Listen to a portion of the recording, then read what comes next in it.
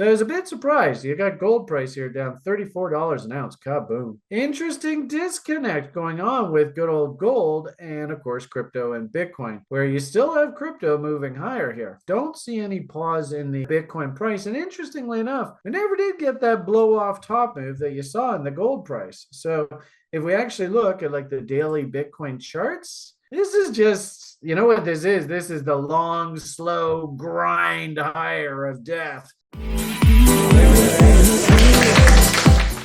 On that expectation that the Fed probably still has to raise rates, there's no way that they're going to lower rates. Gold actually got absolutely bitch slapped here today.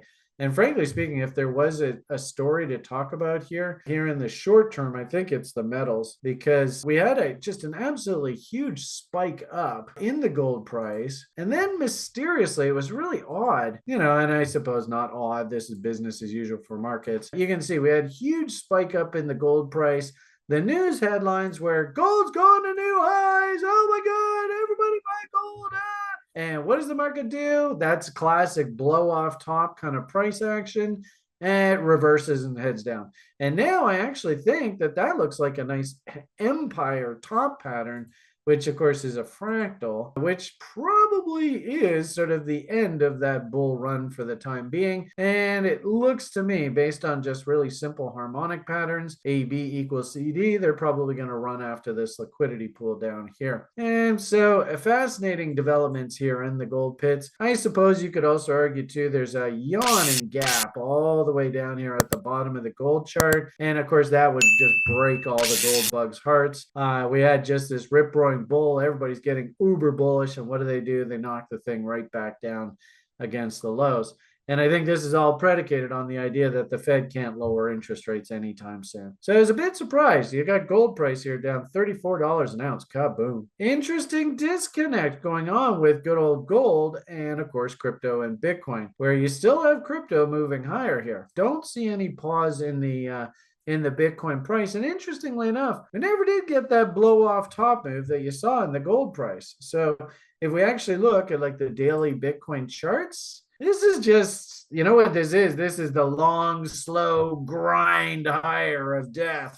Actually, I guess that's what that was. I thought that this was a rising wedge, but I think my interpretation was off. And I think this actually turned more into almost like a narrow sideways channel here on the gold price. And then I think I told you about that, like, I don't know, previous free videos, that I often see this funny pattern. I think somebody called it like a lightsaber, Darth Maul tilted lightsaber or something like that. And actually, really, geez, you might even go all the way back to there, eh? So I'm thinking that we're still working our way higher. I would say in the short term, though, especially in the face of that gold market, could we use maybe a little bit of a pause here and just sort of clean up this overboughtness?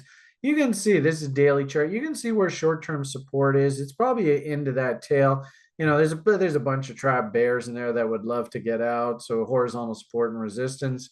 And there's the 13 EMA right there. This is an inside bar. So technically that is actually a tradable sell signal. And if you look at that on a short-term basis, just very, very short-term, that's this sort of double top price action. Usually if you pull apart an inside bar reversal and look at it internally, you'll actually see the double top. But, gold absolutely puking out here. Bitcoin's just going sideways. Why? Well, this story's getting a little cliche, a little bit old, but it's the same old for now. I think that basically Mr. Fink has told Wall Street, don't you dare short this damn thing because I want my ETF. Once the ETF is listed and I've made my massive profits on the IPO, then you can short it. So would that make sense that maybe they rally Bitcoin up into this 48,000? As we said, that is a mountain man level. It is look left, key resistance. This level right here, there are some trap bulls in there, would love to get out, but that is a huge horizontal support and resistance level. It's also tagging this very, very long-term trend line off of that high and that high. And the way that the market sort of respected it on 3 different occasions here, Should we see some play around this trend line again? I think so. And also, too, we got a minor fog and bomb level coming up into that level as well. There's also another 4.669, I think, off of this consolidation range up here, too. So I do like the idea, like I showed you on that tweet. I do like the idea that we could probe up in here. I don't know how long this ETF is going to take to get listed, but I think that that's the catalyst that this is moving into. And I think everybody in crypto is sort of on the same page.